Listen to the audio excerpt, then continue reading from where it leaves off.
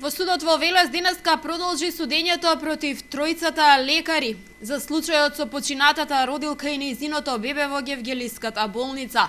Педијатарот пред судот денеска рече дека немало невообичаено однесување кај анестезиологот Ванчев во операционата сала. Обвинителката пак го потсети дека во записникот пред обвинителство навел дека анестезиологот се однесувал чудно што го упатувало на тоа дека е во алкохолизирана состојба, пошто педијатарот го смени исказот. За семејството и нивниот адвокат сомнителни се различните тврдења на некои од сведоците.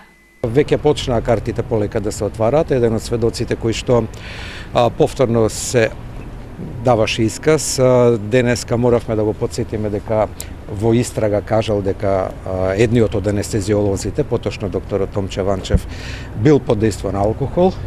Денеска пропушти тоа да го каже, меѓутоа јавниот обвинител го потсети, му го предочи исказот, сосем легална процедура предвидена по законот и тој потврди дека го видел едниот од анестезиолозите во алкохолизирана состојба, му мирисал на алкохол. Ние знаеме што се случило, меѓутоа тука имаат многу повикани помошници да им помогнат во спасување на тие што ја сгрешиле работата.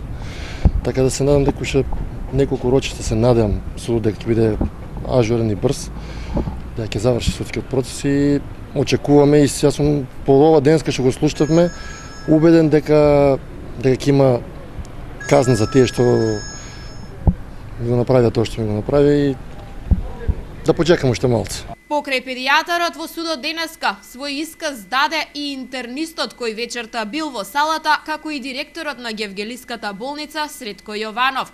Првиот човек на здравствената установа одговори дека по трагичниот настан сега во болницата интервенираат анестезиолози од Карил, а донесен е и нов апарат за анестезија. Не знаеше да каже кога е поставена опремата за снимање на интервенции. Само дојдовме до сознание дека надлежна државна институција тоа го сторила во законски предвиден рок. Дали пред настанот или после настанот на наредбата? Па тоа директорот не знаеше да каже, меѓутоа ние имаме сознание дека е пред настанот донесена, меѓутоа ден или два после, за жал трагичниот настан е инсталирана.